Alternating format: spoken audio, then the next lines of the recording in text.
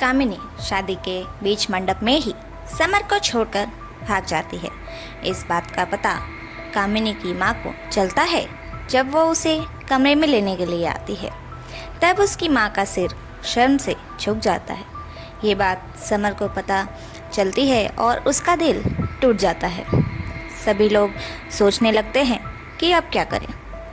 कामिनी की माँ को अब इज्जत बचाने के लिए कोई और उपाय नज़र नहीं आ रहा था। उसने अपनी बेटी किंजल से कहा कि वो समर से शादी करे।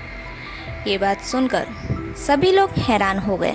समर भी इस बात से मना कर देता, लेकिन फिर किंजल की माँ उसे समझाती है और वो मान जाता है। इन सब में किंजल के लिए कुछ भी आसान नहीं था। एक तरफ उसे अपनी माँ की बात माननी थी और दूसरी तरफ उसी के प्यार से उसी की बहन की शादी होते हुए वो देख रही थी। और अब तो उसकी बहन के भागने के बाद उसे खुद समर से शादी करनी होगी, जो इंसान उसे सिर्फ दोस्त मानता है उसके साथ। किंजल की माँ के समझाने के बाद समर भी शादी के लिए मान जाता है और किंजल भी हाँ बोल देती है। अपने दिल पर पत्थर रखकर वो समर से शादी करने के लिए तैयार हो जाती है। किंजल की माँ किंजल को तैयार करके मंडप में लेकर आती है और इन दोनों की शादी करा देते हैं।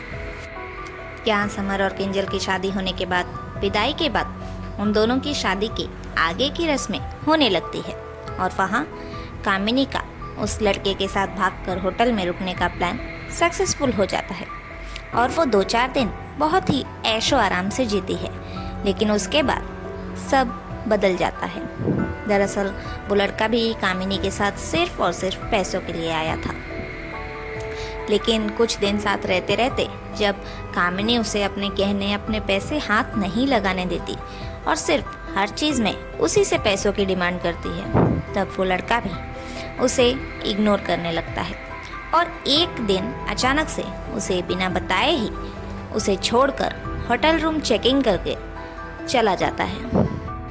अब कामिनी यहाँ बेचैन होकर उसे ढूंढने लगती है। धीरे धीरे उसे पता चलता है कि वो लड़का उसे छोड़कर भाग गया है।